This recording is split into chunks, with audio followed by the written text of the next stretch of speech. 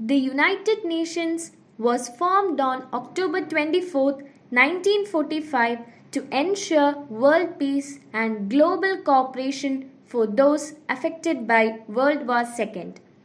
The realization that the very existence of mankind might be called into question in the event of a third world war led world leaders to think of such a great moment.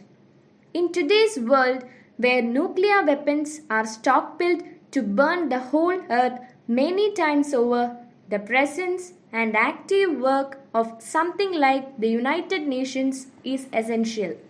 Today, the UN has grown far beyond the initial goal of avoiding war.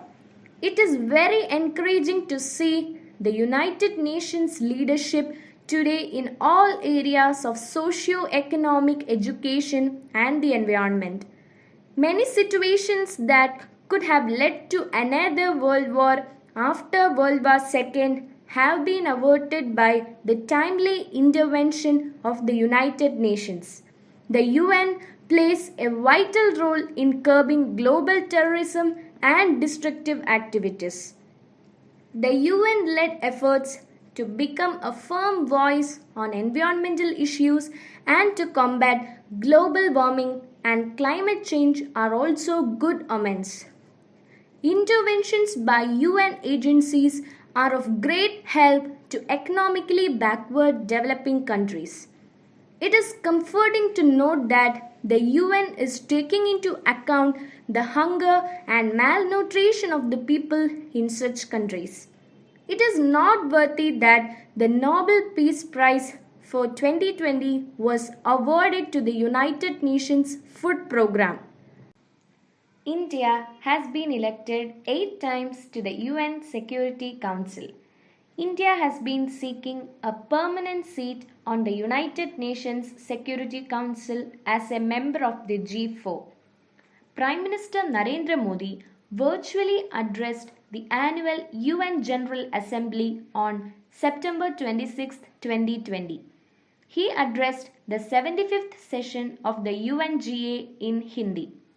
In his pre-recorded video statement to the landmark general debate of the 75th session of the UNGA, Mr. Modi said the stability in the United Nations and empowerment of the world body are essential for the welfare of the world. However, the United Nations is not a movement without limitations and shortcomings. What is the clear justification for India, the world's largest democracy, not to have a permanent seat on the Security Council? The dictatorial tendencies and partisanship of the permanent members of the Security Council must end. The failure of the United Nations to contain the corona epidemic should also be discussed. However, all these are insignificant in the face of the services rendered by it to humanity. The United Nations may not be able to bring mankind to paradise, but it can prevent it from falling into hell.